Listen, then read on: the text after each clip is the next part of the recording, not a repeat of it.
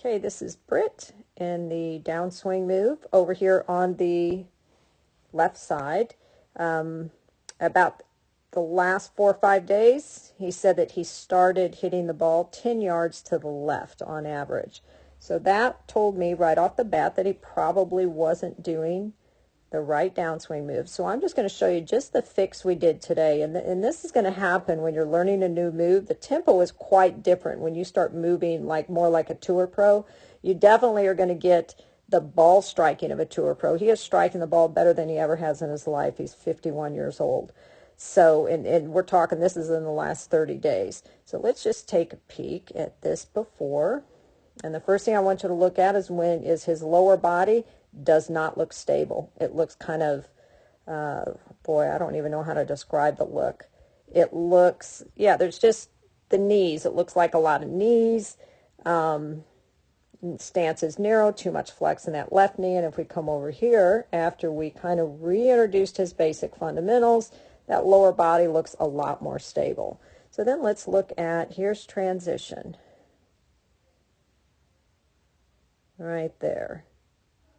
All right, so in that position, he has to be, because both feet are planted, I'm looking square at his belly button. He is pulling the club down with his arms. He's using his rib cage in his arms, and that's actually what we don't want. We want to be using lower body. The whole goal is to bump the hips over to the left, all right? And then you can also see there's a whole lot of flex in that left knee, and that's really going to hinder his hip rotation. At this point, his right heel should already be off the floor, and that left knee should already be straightening. But again, he's only been working on it 30 days, and he's had great results. So, you know, we're going to give him a break here, but wait till you see what happens. So this was him getting to the correct downswing move.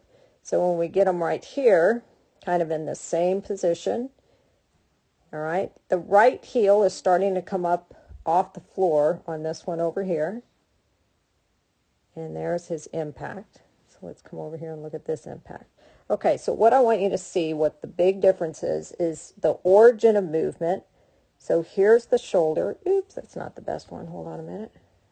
Right there. And there's his hip line. So that shoulder is back. It should be back. His head should be behind the ball. The lower body should clearly be out in front of the upper body. So you can clearly see, here's his lower, and then his upper is over here. It's back.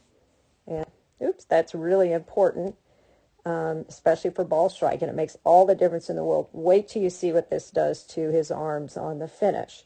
So when we look over here, let me clear that out. We look over here, his shoulder and his hip, they're nearly stacked right on top of one another. Here, I've got a clear separation, all right?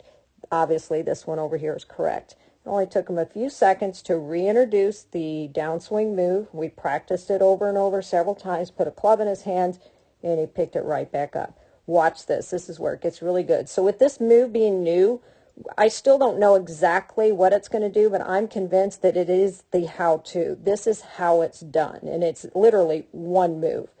So let's look at his hands right there. All right? So that club isn't turned over. He's starting to do a little left chicken wing. Now let's see what happens over here. Look at the difference in the extension of his hands. His hands are really low here. Right at this point, his hand should be dead center to the sternum like it is right here. So he's maintaining the triangle. The club's turning over. And so let's look at this. I want to clear this out. Now let's watch his hands. So let's look at where his hands are. And I'm going to move it a little bit. And let's move this one. Can you see how much higher his hands are? Here. There. I mean, what a difference in hands. And again, we haven't even talked about hands. This is just sheer physics working as it should. I mean, what a difference. And in fact, I drove from Kansas City. I'm in St. Louis right now. And until I pulled these 2 videos out and I sent it to him right away, I'm like, oh my gosh, look at your finish. I didn't even notice this when I was actually there taking the video. So that's pretty darn cool. So right after this video, we are going to start showing you exactly what he is doing. Wanted to show you this video because you are going to get off track when you're talking about a really good golfer like him that's scratch. He's going to get off track, so we're working on a what's called a neuroplasticity, maybe 30-day training program to help amateurs ingrain this, because you are going to get off track. The work that you do at home in front of a mirror is going to be way more important than what you do at a driving range. Trust me, and I'm sure Britt will say the same thing. But anyway, unbelievable hand position. That's the best part. I want to look at that again.